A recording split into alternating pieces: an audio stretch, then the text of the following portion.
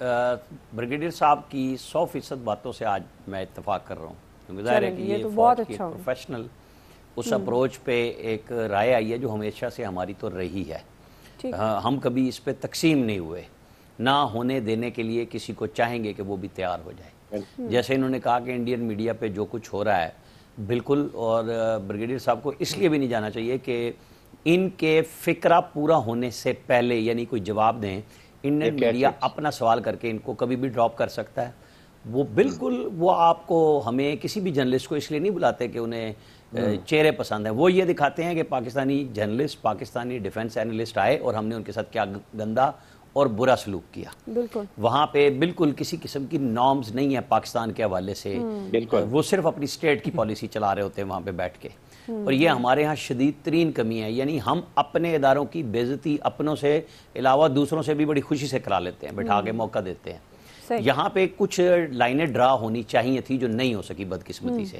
اب آپ آ جائیں اس کیس کے اوپر جو یہ عمران خان صاحب چاہ رہے ہیں. مطلب اگر عام حالات میں دیکھیں تو ہم کہتے ہیں اچھا جی کر لیں پرچہ، پھر کیا ہوگا؟ نکلے گا تو کچھ نہیں، پھر ڈیفیمیشن کیس میں عمران خان صاحب کو لمبا ڈال دیں. لیکن وہ باقاعدہ پلاننگ کے تحت فوج کے میجر جنرل کو لے کے آ رہے ہیں. مطلب غصہ کہاں سے ہے؟ سائفر سے شروع ہوا ہے. بھائی آپ سے کوئی پوچھے، جب آپ ٹرمپ کے کہنے پہ پاکستانی ایمبیسی کو انوالو کر رہے تھے ٹرمپ کی الیکشن کمپین میں ایک دوسری پارٹی کے خلاف، تو پاکستان استعمال ہوا نا. آپ نے پی ٹی آئی کو کیوں نہیں استعمال کیا؟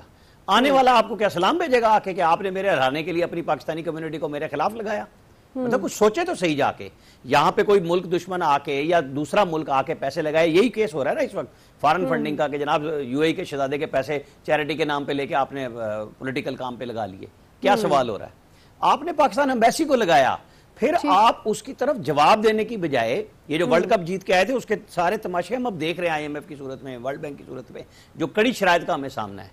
اب وہ جو بھی ایف آئی آر ہے، مجھے بتائیں شاہ محمود قریشی کو معافی نہیں مانگنی چاہیے تھی آج آ کے پبلکلی؟ جو انہوں نے پنجاب پولیس کی وردی پہ دھبے لگائے، انہوں نے جواب میں کہا نا کہ ہمارے شہداء ہیں، ہم آپ سب پولیس کو گندا اور فٹافٹ کہہ دیتے ہیں، لیکن ان کی ڈیوٹی پہ ان دی لائن آف ڈیوٹی ان کے ڈی آئی جی سے لے کے سپاہیوں تک بے شمار لوگ شہید ہوئے ہیں. پنجاب کی میں بات کر رہا ہوں، کے پی میں آئی جی بھی گئے اور سارے گئے، سب جگہوں پہ سندھ کے اندر یہ ہوا. آپ کیوں ایک ایسے فلسفے پہ چلے گئے کہ بھئی آپ تو چندہ مانگ کے اپنا گزارا کر لیتے ہیں، پولیس تو اپنی ڈیوٹی کر کے کام کر رہی ہے نا؟ آپ نے ان کو گندا کیا. آئی جی نے صرف ایک پریس ریلیز ایشو ہوئی ان کے محکمے سے، لیکن آج آئی جی نے سپریم کورٹ میں کھڑے ہو کے جو جواب دیا، شاہ محمود قریشی کو شرم نہیں آئی اس وقت جب وہ یہ بات ان کے لیے کہہ رہے تھے؟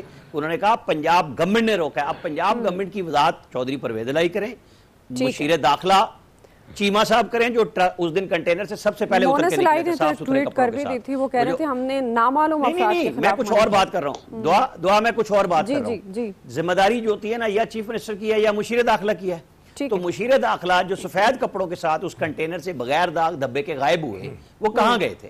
وہ سب سے پہلے اس کنٹینر سے کیوں بھاگے تھے؟ یہی الزام تھا نا بابر اوان، فرت اللہ بابر اور یہ رحمان ملک مرحوم پہ، کہ جب بی بی کا شہادت حادثہ ہوا تو یہ فرت اللہ بابر کو گپوں میں لگا کے سارے کے سارے ایک گاڑی میں بیٹھ کے اسلام آباد بھاگ گئے. بی بی ٹھیک ہے، بی بی ٹھیک ہے، اور اس بی بی کے تو ٹائر بھی نہیں بچے تھے، دوسری گاڑی میں ڈال کے ان کو ہاسپٹل پہنچایا.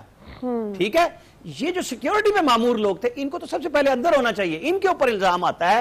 آپ وضاحت دیں کہ آپ کا ایک سینیٹر آپ کے ڈی پی او کو بتا رہا ہے، آپ کے احمد چٹھا کو بتا رہا ہے. ایف آئی آر ہوتی رہے گی، کوشچن یہ نہیں ہے. اب جب آپ چیف جسٹس کے پاس پہنچ گئے ہیں نا تو سوال آئے گا کہ میڈیکل لیگل کہاں ہے آپ کا؟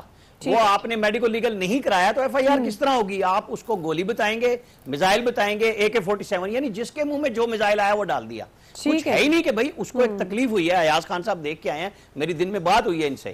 کسی بھی انسان کی ایسے حادثے میں کچھ بھی نہ ہوا، صرف دھماکے میں وہ موجود ہو، تب بھی آسان خطا ہو جاتا ہے.